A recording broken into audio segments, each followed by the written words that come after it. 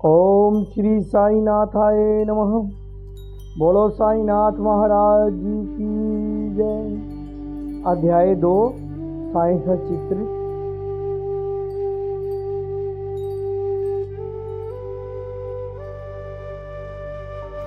किस प्रकार हैजा के रोग के प्रकोप को आटा पिसवाकर तथा उसको ग्राम के बाहर फेम कर रोका तथा उसका उन्मूलन किया। बाबा की इस लीला का प्रथम अध्याय में वर्णन किया जा चुका है। मैंने और भी लीलाएं सुनी है जिनसे मेरे हृदय को अति आनंद हुआ और यही आनंद का स्रोत कविता रूप में प्रकट हुआ। मैंने यह भी सोचा कि इस महान आश्चर्ययुक्त लीलाओं का वर्णन बाबा के भक्तों के लिए मनोरंजक एवं शिक्षाप्रद सिद्ध होगा तथा इसके पाप समूल नष्ट हो जाएंगे, उनके पाप समूल नष्ट हो जाएंगे। इसलिए मैंने बाबा की पवित्र गाथा और मधुर उपदेशों का लेखन प्रारंभ कर दिया।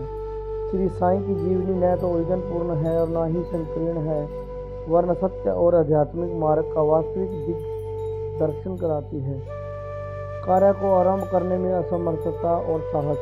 श्री हेमाड पंत को यह विचार आया कि मैं इस कार्य के लिए उपयुक्त पात्र नहीं हूँ। मैं तो अपने परम मित्र की जीवनी से भी भली भांति परिचित नहीं हूँ और न ही अपनी प्रकृति से। तब फिर मुझ श्रीखा मूढ़मती भला एक महान संत पुरुष की जीवनी लिखने का दुस्साहस कैसे कर सकता हूँ। अवतारों की प्रकृति के वर्णन में वेद भी अपनी असमर्थता प्रकट करते हैं। किसी संत का चरित्र समझने के लिए स्वयं को पहले संत होना नितांत आवश्यक है। फिर भी मैं तो उनका गुणगान करने के समर्थ अयोग्य में ही हूँ। संत की जीवनी लिखना एक महान कठिन कार्य है, जिसकी तुलना में सातों समुद्र की गहराई नापना और आकाश को वस्त्र से ढकना भी सहज है। यह मुझे भली भांति ज्ञात था कि इस कार्य का आरंभ करने के लिए महान साहस की आवश्यकता है और कहीं ऐसा न हो कि 4 लोगों के समक्ष हास्य का पात्र बनना पड़े। इसलिए श्री साईं बाबा की कृपा प्राप्त करने के लिए मैं ईश्वर से प्रार्थना करने लगा। महाराष्ट्र के संत श्रेष्ठ श्री ज्ञानेश्वर महाराज के कथन है कि संत चरित्र के रचयिता से परमात्मा अति प्रसन्न होता है। तुलसीदास जी ने भी कहा है कि साधु चरित्र शुभ सरिस कपासु नीरस विशद गुणमय फल जासु जो सही दुख पर क्षुद्र दुरावा वंदनीय देही जब जस पावा। भक्तों को भी संतों की सेवा करने की इच्छा बनी रहती है। संतों की कार्य पूर्ण कर लेने की प्रणाली भी विचित्र है। यथार्थ प्रेरणा तो संत ही किया करते हैं, भगत तो निमित्त मात्र है, चाहिए कि कार्य के लिए एक यंत्र मात्र है। उदाहरणार्थ 1700 में कवि महिषी को संत चरित्र लेखन की प्रेरणा हुई। संतों ने अंत प्रेरणा की और कार्य पूर्ण हो गया। इस प्रकार शक से 1800 में श्री दास कनु की सेवा स्वीकार हुई। महापति ने 4 काव्य रचे, भक्त विजय, संत विजय, भक्ति लीलामृत और संत लीलामृत, और दास कनु ने केवल 2, भक्त लीलामृत और संत कथामृत, जिनमें आधुनिक संतों के चरित्रों का वर्णन है। भक्ति लीलामृत के अध्याय 31, 32 और 33 तथा संत कथामृत के 57वें अध्याय में श्री साईं बाबा की मधुर जीवनी तथा अमूल्य उपदेशों का वर्णन सुंदर एवं रोचक ढंग से किया गया है। पाठकों से इन पठन का अनुरोध है। इस प्रकार श्री साईं बाबा की अद्भुत लीलाओं का वर्णन एक बहुत सुंदर छोटी सी पुस्तिका श्री साईं बाबा भजनमाला में किया गया है। इसकी रचना बांद्रा की श्रीमती सावित्रीबाई रघुनाथ तेंदुलकर ने की है। श्री दास कनु महाराज ने भी श्री साईं बाबा पर कई मधुर कविताओं की रचना की है और एक भगत अमीदास भवानी मेहता ने भी बाबा की कुछ कथाओं को गुजराती में प्रकाशित किया है।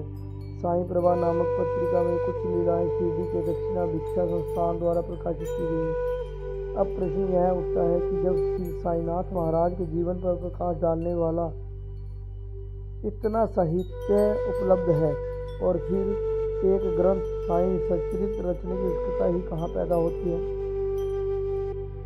इसका उत्तर केवल यही है कि श्री साईं बाबा की जीवनी सागर के सदृश अगाध, विशाल और अथाह है।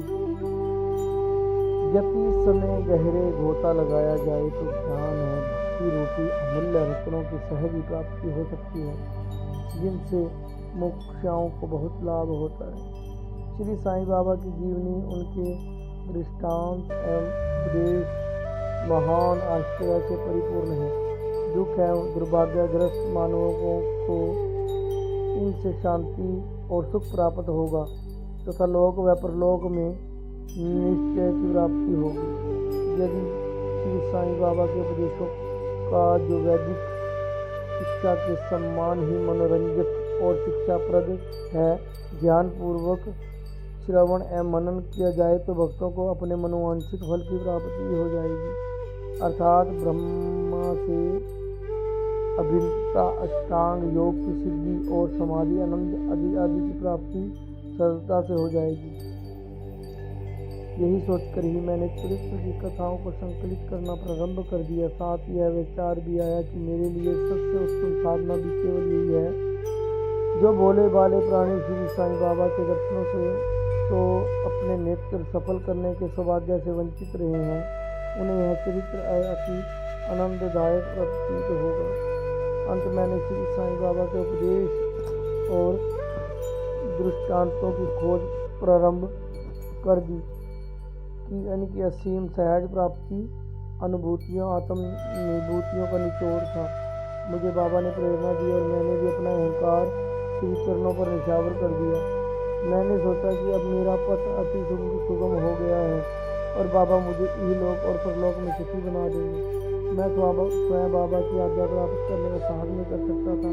अंत मैंने श्री माधवराज उपनाम श्यामा से, जो कि बाबा के अतरंग भक्तों में से थे, इस हेतु प्रार्थना की।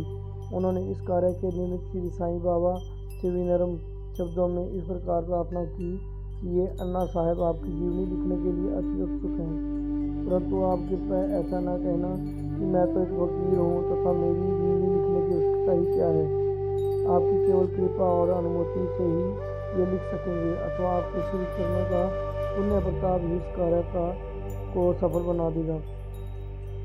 आपकी अनुमति तथा आशीर्वाद के अभाव में कोई भी कार्य यशस्वी नहीं हो सकता। यह प्रार्थना सुनकर बाबा को दया आ गई। उन्होंने आश्वासन और उदी देकर अपना वर्ग हस्त मेरे मस्तक पर रखा और कहने लगे कि इन जीवनी और दृष्टांतों को एकत्रित कर लिपिबद्ध करने दो, मैं इनकी सहायता करूंगा।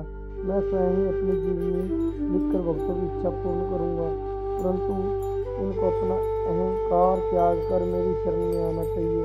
जो अपने जीवन में इस प्रकार आचरण करता है, उसकी मैं अत्यधिक सहायता करता हूँ। मेरी जीवन कथाओं की बात तो हद है, मैं तो उन्हें घर बैठे अनेक प्रकार से सहायता पहुँचाता हूँ। जब उनका पूर्णार्थ नष्ट हो जाएगा और खोजने पर लेश मात्र भी न मिलेगा, तब मैं इनके अंतकरण में प्रकट होकर स्वयं ही अपनी जीवनी लिखूंगा।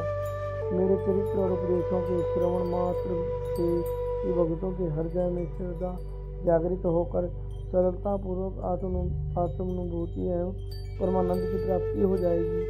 ग्रंथ में अपने मत का प्रतिपादन और दूसरों का खंडन तथा किसी विषय के पक्ष में या विपक्ष में व्यर्थ के वाद विवाद की विशेषता नहीं होनी चाहिए।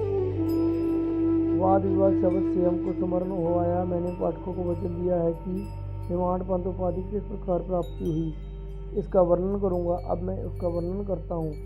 श्री काका साहेब दीक्षित व नाना साहेब चंदौरकर मेरे अति घनिष्ठ मित्रों में से थे। उन्होंने मुझे शिरडी जाकर श्री साईं बाबा के दर्शनों का लाभ उठाने का अनुरोध किया। मैंने उन्हें वचन दिया, परंतु कुछ बाधा आ जाने के कारण मेरी शिरडी यात्रा स्थगित हो गई। मेरे एक घनिष्ठ मित्र का पुत्र लोनावाला में रोगग्रस्त हो गया था। उन्होंने सभी संभव अधिभौतिक और आध्यात्मिक उपचार किए, परंतु सभी प्रयत्न निष्फल हुए और ज्वर किसी प्रकार से कम न हुआ। अंत में उन्होंने अपने गुरुदेव को उसके सिरहाने ज्वर दिखलाया, परंतु परिश्रमपूर्वक ही हुआ। यह घटना देखकर मुझे विचार आया कि जब गुरु एक बालक के प्राणों की भी रक्षा करने में असमर्थ है, तब उनकी उपयोगिता ही क्या है। और जब उनमें कोई सामर्थ्य ही नहीं, तब मैं शिरडी जाने से क्या प्रयोजन। ऐसा सोचकर मैंने अपनी यात्रा स्थगित कर दी। परंतु जो होनहार है वह तो होकर ही रहेगा। और वह इसी प्रकार हुआ। नाना साहेब चंदोरकर बसई को दौरे पर जा रहे थे। वे ठाणा से दादर पहुंचे और बसई जाने वाली गाड़ी की प्रतीक्षा कर रहे थे। उसी समय बांद्रा लोकल आ पहुंची, जिसमें बैठकर वे बांद्रा पहुंचे तथा शिरडी यात्रा स्थगित करने के लिए मुझे आड़े हाथों लिया।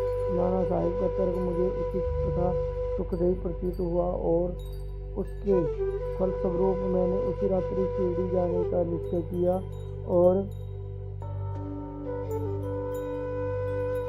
वो इस प्रकार ये अध्याय संपूर्ण हुआ।